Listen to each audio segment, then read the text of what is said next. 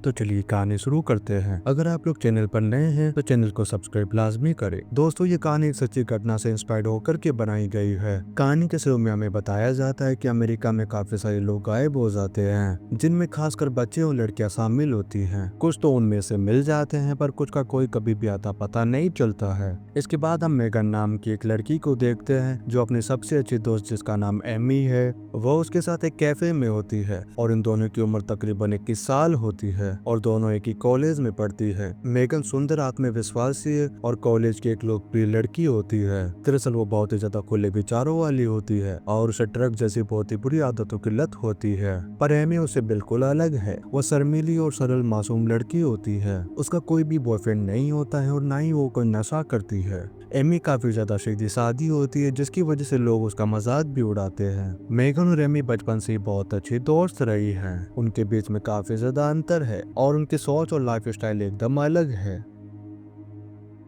लेकिन इन सब चीजों के बावजूद भी इनकी दोस्ती बेहद ज्यादा मजबूत है। उन दोनों को एक दूसरे से बात करना और साथ रहना बहुत पसंद है। वो दोनों अक्सर एक दूसरे से वीडियो कॉल के जरिए बात करते हैं और अपने सीक्रेट्स भी एक दूसरे से शेयर करते हैं। इसके बाद मेगन अपने घर पर होती है और अपने दोस्त से लैपटॉप पर वीडियो कॉल कर रही होती है। तभी उसकी माँ कमरे में आ जाती है और मेगन पर चिल्लाते हुए उसे घर का काम करने को कहती है। दरअसल मेगन का अपनी माँ के साथ रिश्ता बिल्कुल भी अच्छा नहीं होता है और उसकी माँ मेगन को बिल्कुल भी पसंद नहीं करती है। वो एमी का अपने माता पिता के साथ रिश्ता बहुत ही ज्यादा अच्छा होता है और वो उनकी हर एक बात मानती है। एमी को कैमरों से व्लॉग बनाना बहुत ही ज्यादा पसंद है, जिसमें वो हर रोज अपनी बातों को शेयर करती है और यादों को संभाल करके रखती है। उधर मेगन को पता चलता है कि कॉलेज के एक लड़के ने अपने घर पर पार्टी रखी है और उसे भी बुलाया है। मेगन उस लड़के से बात करके एमी को भी अपनी पार्टी में लाना चाहती है, लेकिन वो लड़का मना कर देता है। पर मेगन किसी तरीके से उसे मना लेती है और फिर रात में मेगन एमी के साथ पार्टी में आती है। एमी का पार्टी में आने का मन बिल्कुल भी नहीं होता है,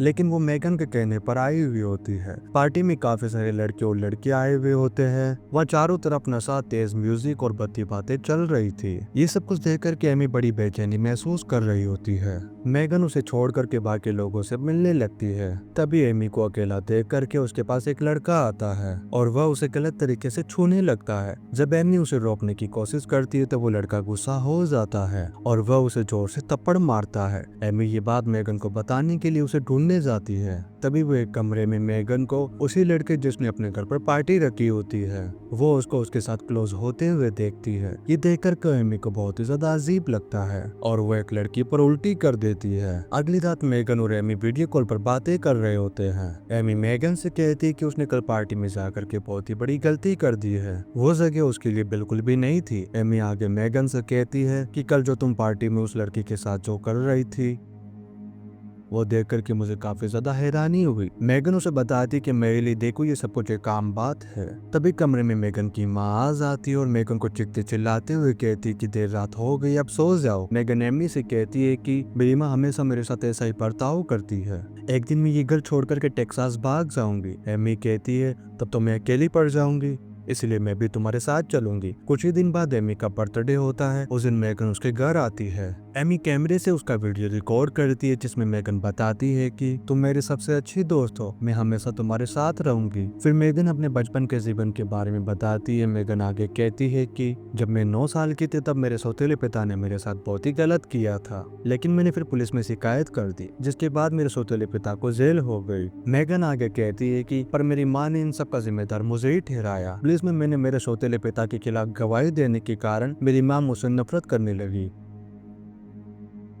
इसी वजह से मेरी माँ के साथ मेरा रिश्ता बहुत ही ज्यादा खराब है। ये सब कुछ बताते हुए मेगन रोने लगती है। एमी उसे गले लगा लेती है और दिलासा देती है। एक दिन मेगन अपने दोस्त से वीडियो कॉल पर बात कर रही होती है। वो दोस्त मेगन से कहती है कि हमारे कॉलेज में एक लड़का है जिसका नाम है जोस, उसे तुम बहुत ही ज्यादा पसंद हो और वो तुमसे बात करना चाहता है। वो मेगन को जोस का सोशल मीडिया हैंडल दे देती है। मेगन उससे ऑनलाइन बात करती है और जोस बताता है कि वो उसी कॉलेज में पढ़ता है और उसे स्केटबोर्डिंग बहुत ही पसंद है। जोस का वेबकैम बंद होता है, जिस वजह से मेगन उसे नहीं देख पाती, इसलिए वो जोस से वेबकैम ऑन करने के लिए कहती है। पर जोस कहता है कि मेरा वेबकैम टूटा हुआ है, इसलिए मैं सिर्फ ऑडियो के जरिए बात कर सकता हूँ। मेगन को ये बात थोड़ी अजीब लगती है, लेकिन वो उस पर भरोसा कर लेती है। जोश उससे बात करते हुए उसके साथ फ्लर्ट करने लगता है और उसकी सुंदरता की तारीफ करने लगता है। ये चीज मेगन को बहुत ही ज्यादा पसंद आती है। इसके बाद ये दोनों अक्सर बातें करने लगते हैं और जोश उसकी बातों को बड़ी ध्यान से सुनता है और समझता है, जिससे मेगन को खास महसूस होता है और वो उसे पसंद करने लगती है।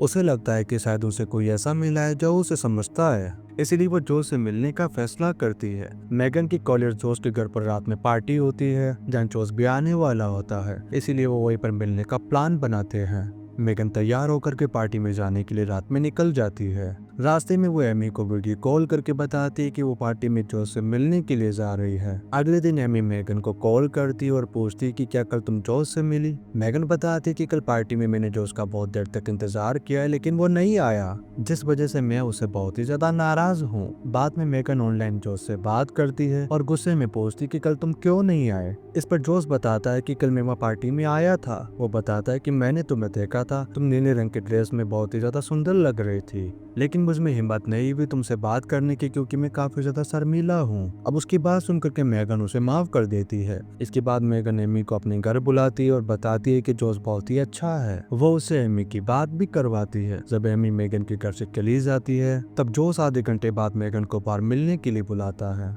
मेगन मान जाती है और तैयार होकर के निकल जाती है। अगले दिन एमी कॉलेज के अपने क्लासमेट को कॉल करती है और पूछती है, क्या तुमने मेगन को कहीं देखा है? वो मेरा कॉल नहीं उठा रही है। एमी के क्लासमेट में से किसी ने भी मेगन को नहीं देखा होता है, जिससे एमी बहुत ही ज्यादा परेशान हो जाती है। अगले दिन एमी को पता चलता है कि मेगन अभी तक नहीं आई है और वो लापता है। मेगन की माँ पुलिस में रिपोर्ट दर्ज करवाती है, लेकिन पुलिस इसे कोई गंभीरता से नहीं लेती है। उन्हें लगता है कि मेगन झगड़ा करके घर से भाग गई होगी या फिर वो अपने दोस्तों के साथ कहीं घूमने गई होगी और जल्दी वो वापस आ जाएगी, क्योंकि पुलिस के पास अक्सर ऐसे केस आते रहते हैं जिनमें लड़के लड़कियां घर से भागने के बाद खुद ही वापस आ जाते हैं। एमी मेगन के ना मिलने से बहुत ही ज्यादा परेशान होती है। सभी लोग यही कह रहे होते हैं कि मेगन भाग गई होगी, पर एमी को नहीं लगता कि मेगन उसे बिना बताए कहीं जा सकती है।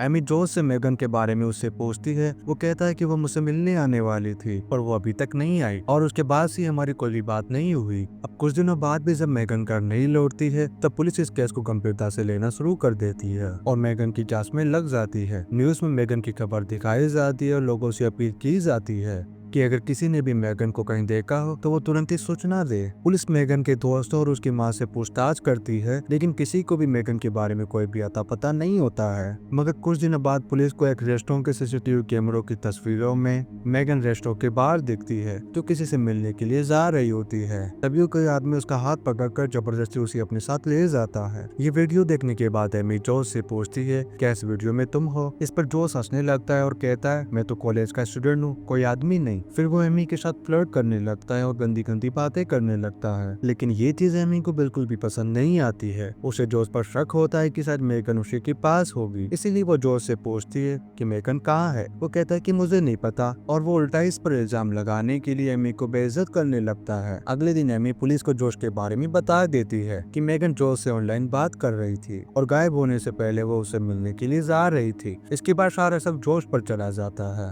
और पुलिस जोश को ढूंढने में लग जाती है। या मेगन के जितने भी दोस्त होते हैं वे एमी से नफरत करने लगते हैं, क्योंकि उन्हें लगता है कि मेगन की गायब होने की वजह एमी है। वो लड़की जिसने मेगन को जोश का सोशल मीडिया अकाउंट दिया था, उसे बहुत ही ज्यादा पछतावा होता है कि उसने मेगन को जोश से मिलवाया और उसे डर लगता है कि अगर जोश ने मेगन के साथ कुछ बुरा किया होगा तो वो भी इस केस में फंस सकती है। इसी बीच जोश एमी को वीडियो कॉल करता है और कहता है कि तुमने पुलिस को मेरे बारे में पता करके अच्छा नहीं किया, और वो उसे धमकी देते हुए कहता है कि तुम अपना मुंह बंद रखना वरना तुम्हारे पेरेंट्स और तुम सुरक्षित नहीं रहोगे।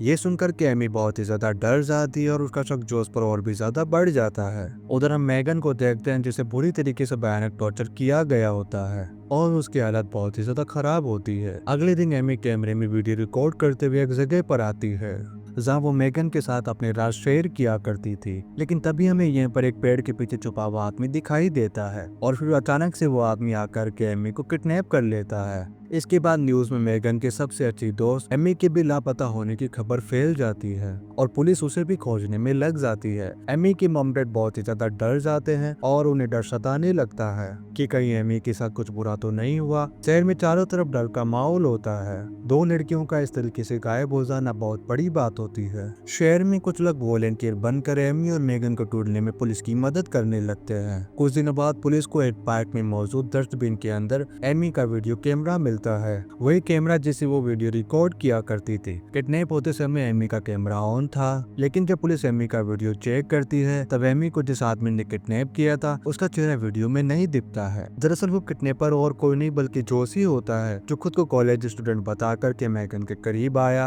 और उसने उसे किडनैप कर लिया। पुलिस को उस कैमरे में एक और 22 मिनट का वीडियो दिखता है जिसमें जोश एमी को पकड़ करके एक टॉर्चर रूम में ले जाता है। वो उसे जंजीरों से बांधकर उसको मानसिक और शारीरिक रूप से अत्याचार करता है। एमी जोश से कहती है कि प्लीज मुझे छोड़ दो, पर वो उस पर गर्म पानी डालता है और वो उसे यातना देता है। एमी उसे भीख मांगती है और छोड़ देने की गुहार लगाती है, लेकिन जोश एमी पर जरा भी तरस नहीं खाता है। वो एक कटोरे में खाना लाता है और एमी को बिना हाथ लगाए कुत्ते की तरह खाने को कहता है। अब एमी ना चाहते हुए भी ऐसा करने लगती है। फिर जोश उसके साथ बहुत ही गलत करता है। इसके बाद जोश एमी से कहता है कि अगर तुम इस बड़े प्लास्टिक ड्रम में घुस जाओ तो मैं तुम्हें छोड़ दूंगा। जब एमी ड्रम खोलती है तो उसमें मेगन की सड़ी हुई लाश दिखाई देती है।